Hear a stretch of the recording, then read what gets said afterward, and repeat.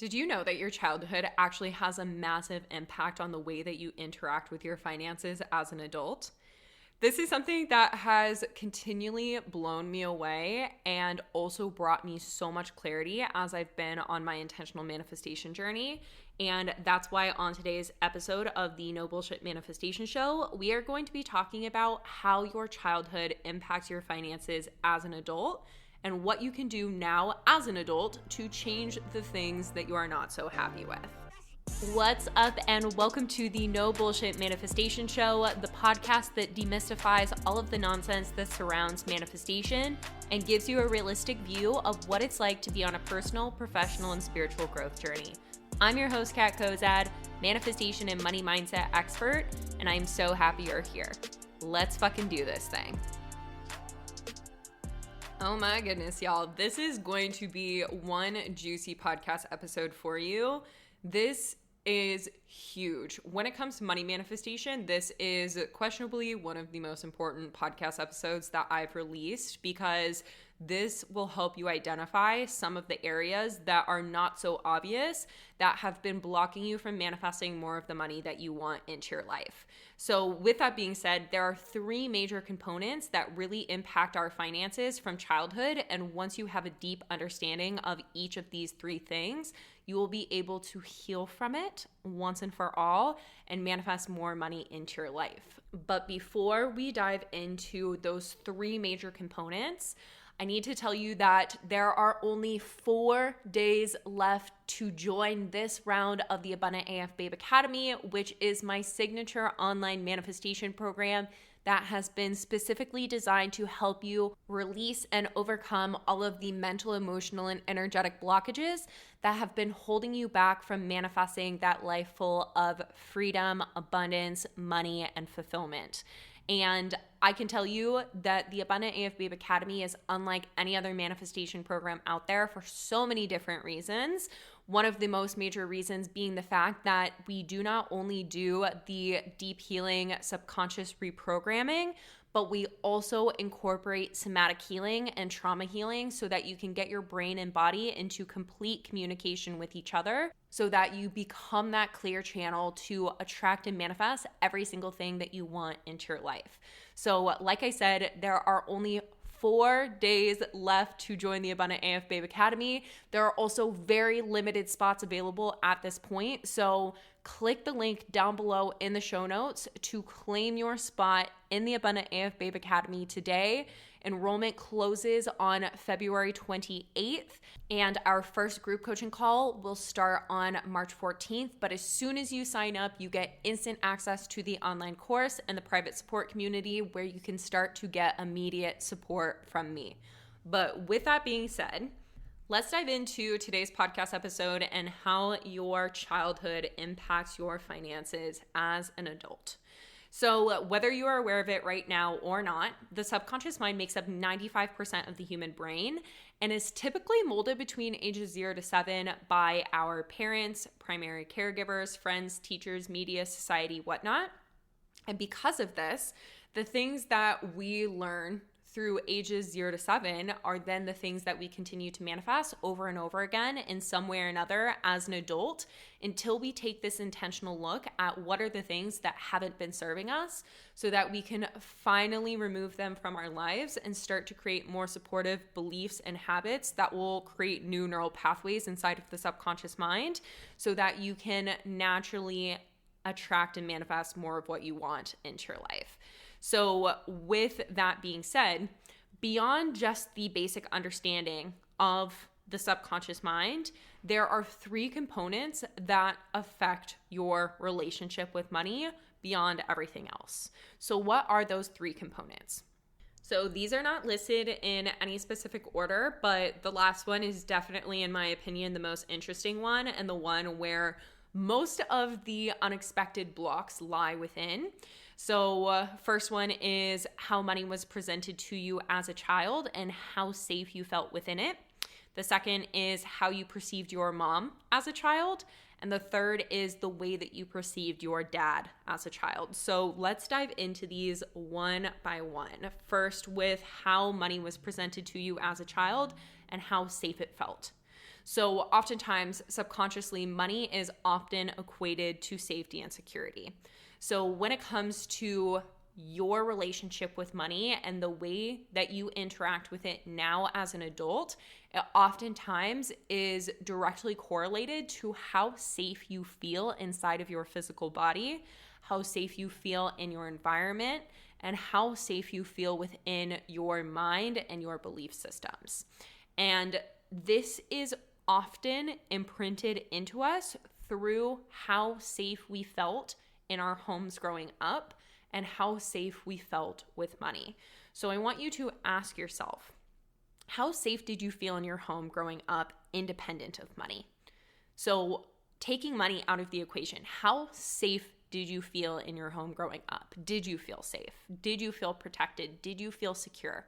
Or were there things that made you feel unsafe, that made you feel as though you were not protected, that there wasn't security? Because whether you felt safe or not, both of those are going to have a significant impact on your finances and play into the way in which you interact with money now as an adult. And I'll give you some examples of all of this so that it's not just this big statement and then kind of confusing, because there's more to this. But in addition to that, I want you to ask yourself, how safe did you feel in your home growing up due to money? Were there fights surrounding money? Was there a lack of money? Were there times that it felt as though money was the root of all evil or something that was creating hardship in your family's life? Or did money always feel like something that was safe? Did it always feel like something that was secured? Was it presented to you in a light that was very positive and supportive? Because again, that is going to have a massive impact on the way that you then interact with money as an adult. And the reason for this being is that this impact in the way that you see money as something that either keeps you safe and is seen as something positive, or is something that is unsafe and seen as something negative. Because subconsciously, and if you listen to the podcast, you've heard me say this a lot, safety is so fucking important.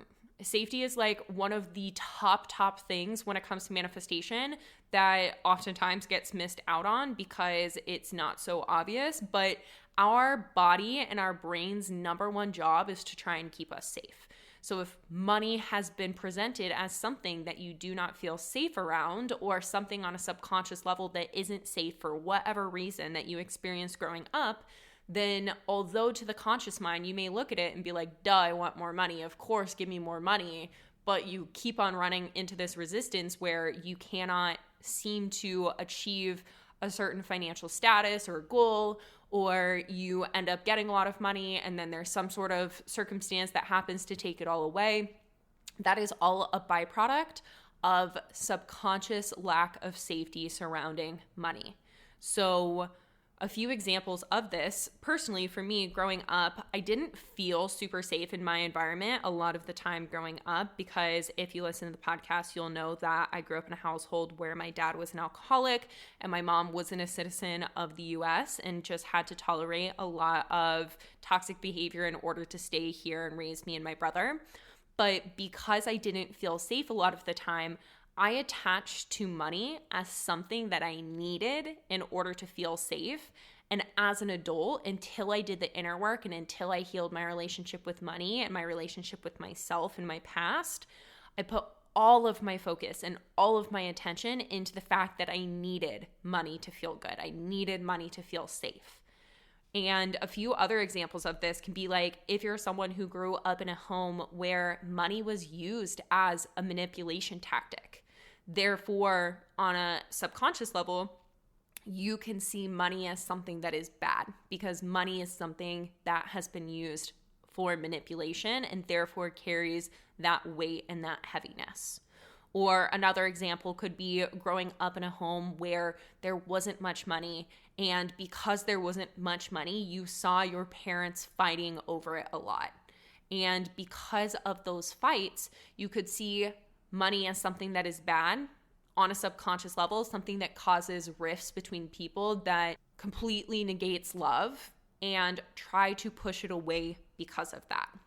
And these are literally just a few examples, 3 examples on this. And there are so many different ways that this can and has impacted you in your life. So I really encourage you to do reflection after you listen to this podcast episode and see where your relationship with money is right now and what are the things that you experienced growing up that may have caused it, because there's no way that I can get to all of the different examples. And this is something that we do inside of the Abundant AF Babe Academy because it is so unique to each person, and being able to be guided to exactly what it is that your money story was growing up and the influential pieces that played a part in your relationship with money now. It's honestly hard to reach by ourselves sometimes, and that's why I've gone so deep inside of the Abundant AF Babe Academy with creating such specific tools and guidance to help you get to the place where you're clearing out all of the shit that's not supporting you. But what I am getting at here on this podcast episode is that whatever you experienced growing up impacted you on a subconscious level. And although consciously it may not make sense that money isn't something that's safe or doesn't feel safe or like something that isn't a positive force to have in your life, if you've had these experiences that created a negative association with money as a child, then you will most likely find yourself as an adult in patterns where you are consciously or subconsciously pushing that money away. So that is the first component. The second component, like I mentioned, is the way that you perceived your mom as a child.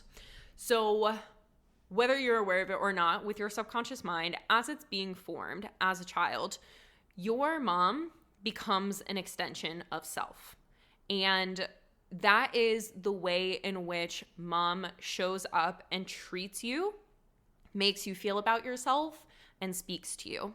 But in addition to that, it's also the way that mom treated herself, the way that she felt about herself, and the way that she spoke about herself and about life. And so, therefore, the way that mom felt about money, spoke about money, and interacted with money then gets imprinted into your subconscious mind as a way to operate either in alignment with those things and with those behaviors or completely reject them. So examples of this can be like, if you grew up with a single mom, then you may have taken on the mentality that money is going to be a struggle and that you're going to have to work your ass off in order to make it.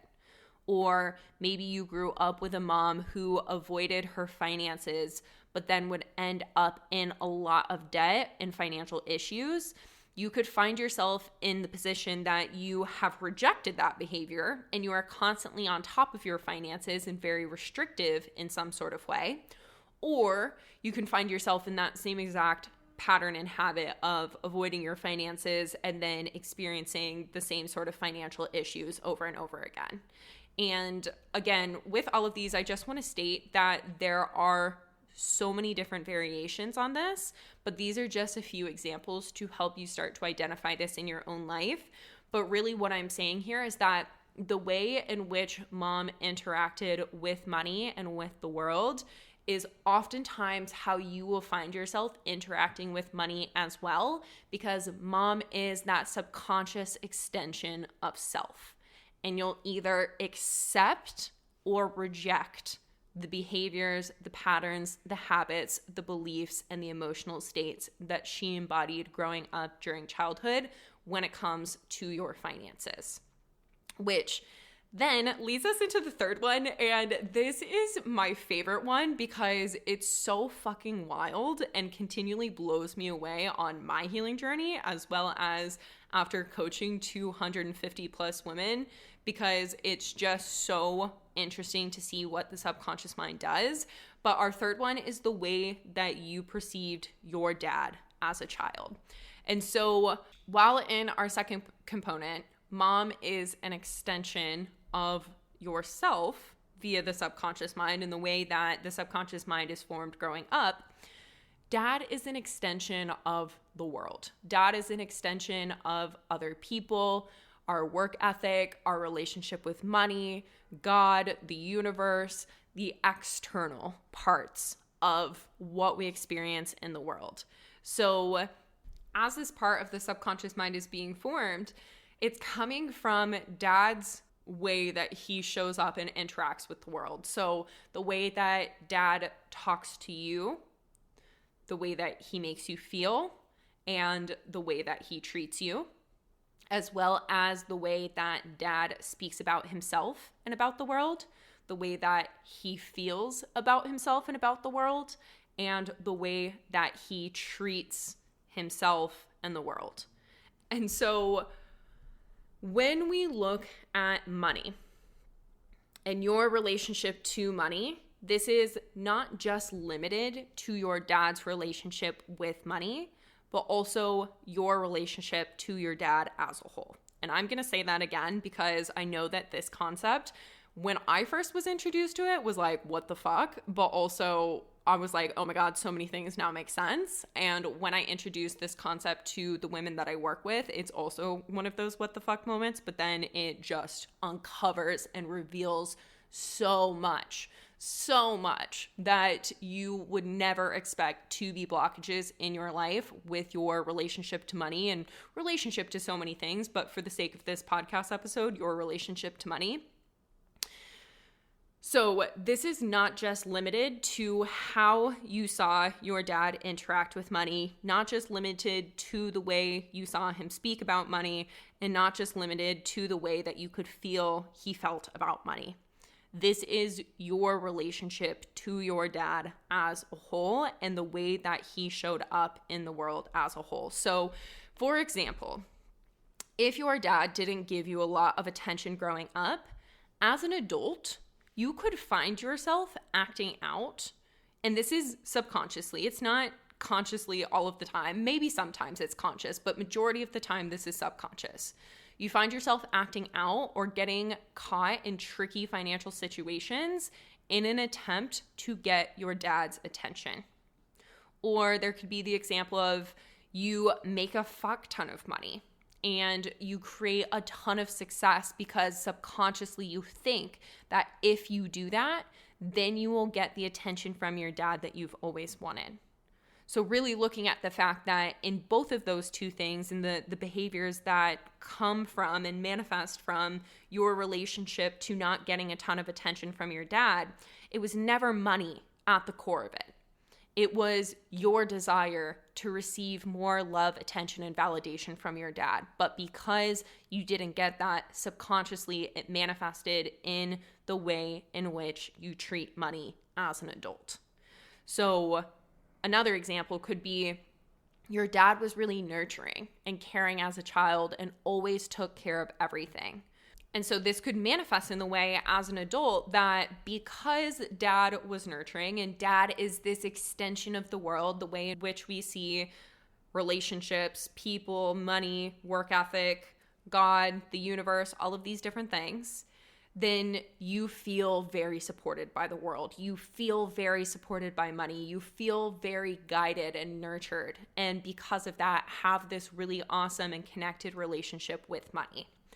Or it could result in the way of rejecting what dad did growing up and feeling completely lost and stranded because subconsciously you accepted that dad was always going to be there and do it for you.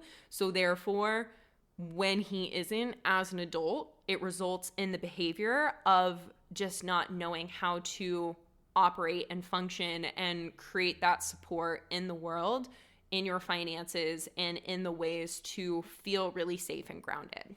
And I'm going to say it for a third time. These are just a few examples of what I've seen through the women that I've coached and also in my own experience. And literally, we are not limited to just the things that I'm talking about in this podcast episode. There are infinite amounts of ways that your childhood and the way that your parents and your level of safety growing up impacts the way that you then interact with money as an adult. But again, I'm just sharing these few examples so that you can start to think about and identify what happened. What experiences did you have in these 3 different areas of your life that have impacted your finances?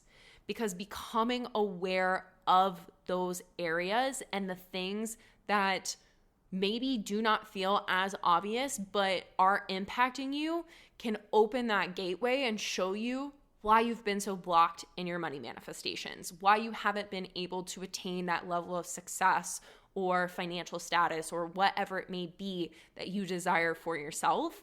And from my personal experience, I can tell you, and I know I say this on the podcast a lot, oftentimes, and majority of the time, money manifestation has absolutely nothing to do with money and everything to do with these other things. Your relationship to yourself, your relationship to others, the world, your dad, your mom, safety, fear, judgment, failure, discomfort, these things that you've experienced throughout your life, because money exposes all of those different things. And oftentimes on the surface level, we can look at money as the issue, but when we get underneath what's actually happening and get to the roots of what's creating those financial issues in the first place, it's hardly ever related to money. And I want you to know that if you're not where you want to be within your finances, you have the power to rewrite these stories. You have the power to change these scenarios.